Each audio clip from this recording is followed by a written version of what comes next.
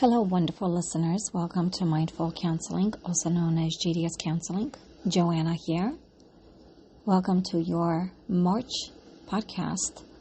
And today's topic, short topic, will be on gaslighting and narcissism.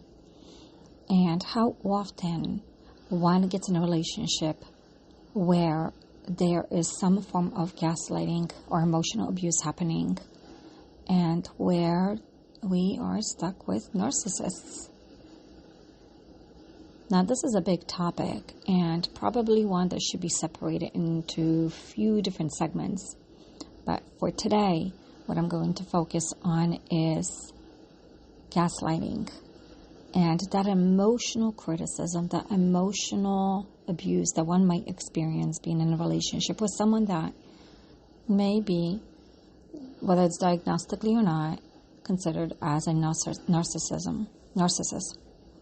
So I'm only doing this podcast based on what I read, what I see and hear, and I cannot help it but to wonder, but also keep on questioning myself. What are the statistical numbers of people who are involved in relationships where there's always that one person that seemed to be criticizing the other, putting them down, whether it's making fun of them or not necessarily having empathy for what they are experiencing. It's almost like needing to be praised for being bad, lack of a better way of saying it. So I figured just by talking about it today, it opens the eyes towards just that particular topic, and to question yourselves whether or not this is something that's happening in your life, or maybe somebody else's, maybe someone you know or someone loved one. Now, I did research some things, but there is no necessarily definite number as to how many individuals seem to be in these sort of narcissistic, emotional, abusive relationships.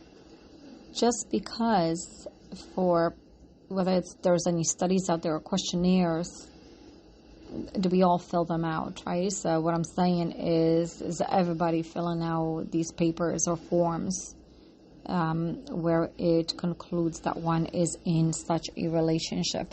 So I don't think there's a way to calculate the exact number. However, based on some readings that I did, the number is definitely above 50% of people in the U.S. being in a narcissistic abusive relationship.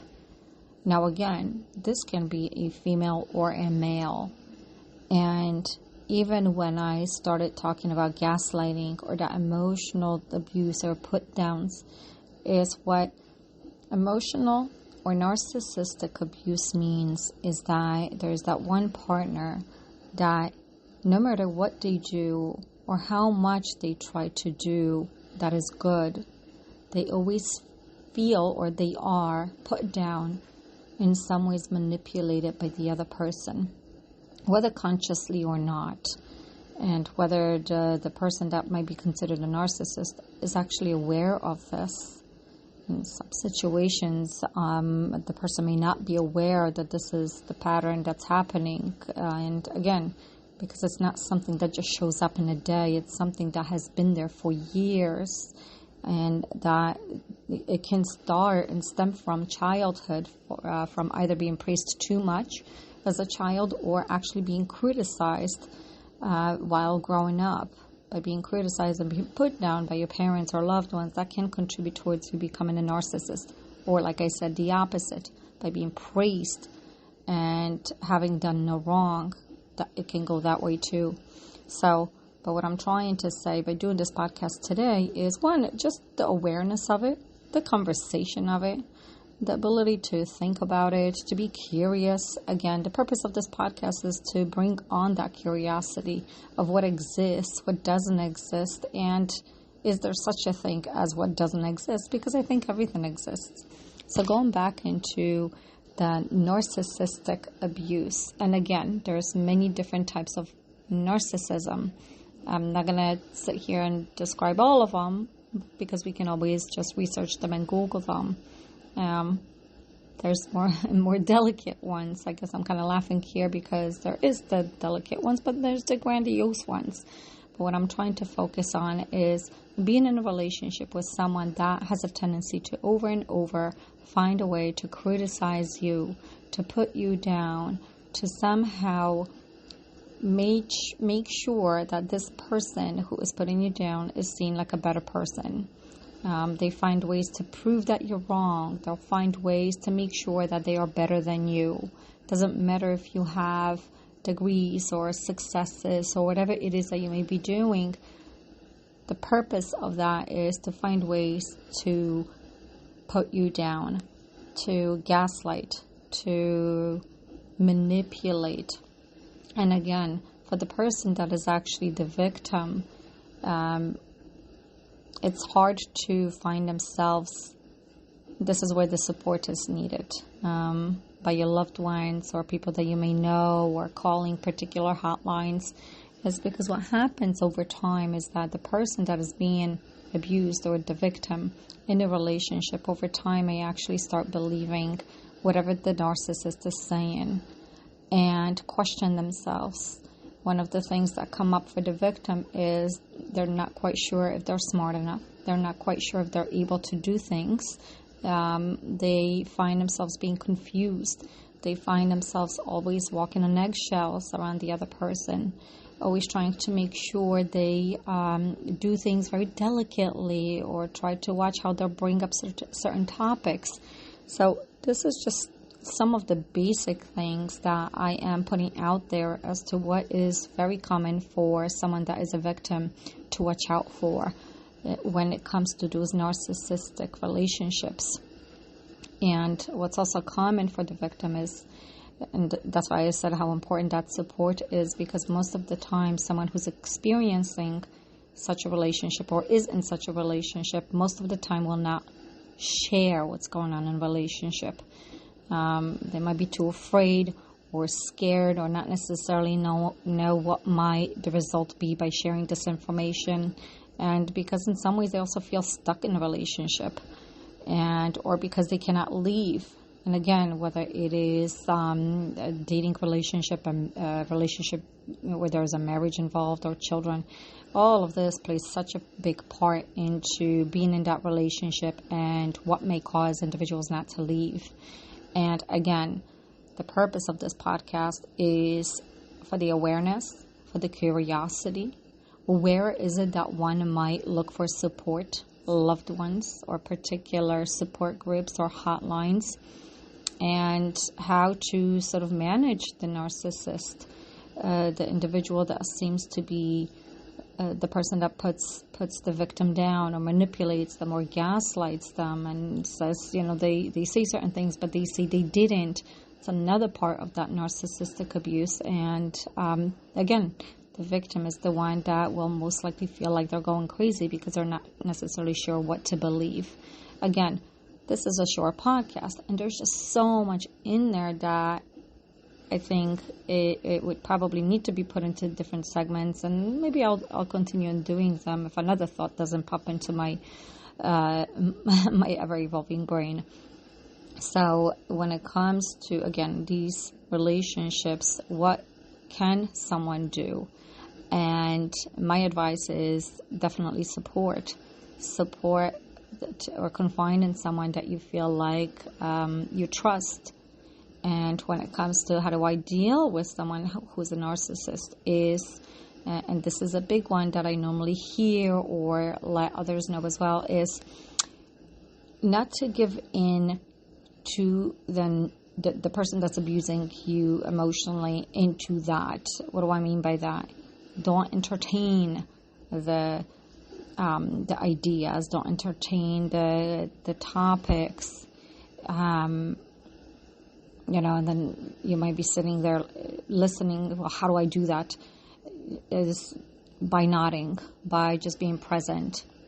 Because sometimes the more you entertain, the more you give, the more you receive that is negative, if that makes sense.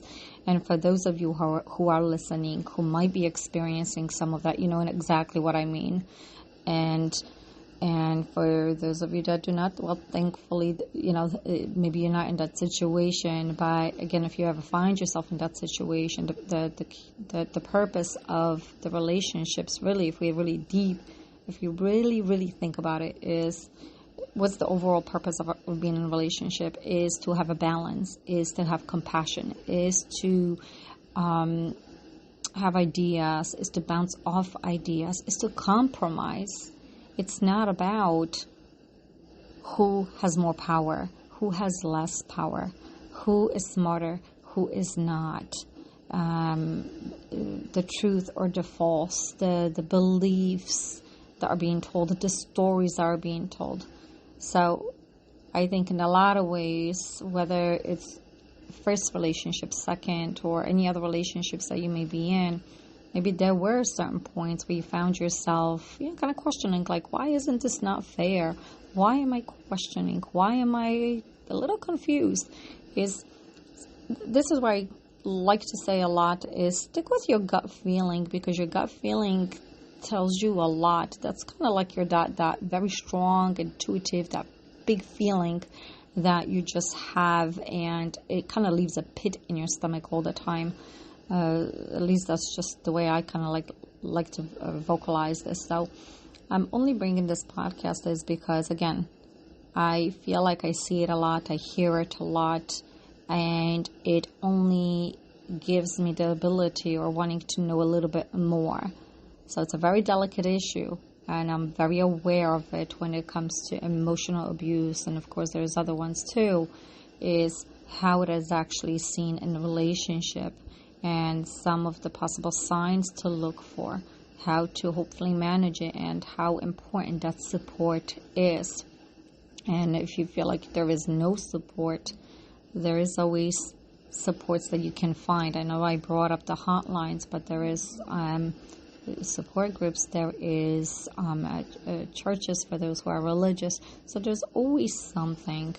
And again, I hope that you found this short podcast helpful in some ways and sparks an interest and curiosity and makes you kind of look into your own relationship, but also be mindful of other people around you, because we just never know who we come across meeting who might be struggling in a relationship. And that's another thing too, is that people, we as individuals, as human beings, we are a certain way, and most of us, if not all of us, will never share what's going on behind a closed door, because it's a very delicate issue. It's an issue that people deal with, and this is why mental health is important in so many different ways. So again, I hope you all enjoyed this podcast. You can find me on different platforms, whether it's Podbean, Spotify, Google, Alexa. And if you ever want to know more, just shoot me a comment or a message, whether it's any of those platforms or at my Facebook page, which is GDS Counseling. All right, guys. Well, enjoy, and I'll see you, and I'll talk to you soon. Hope you have a wonderful, blessed day.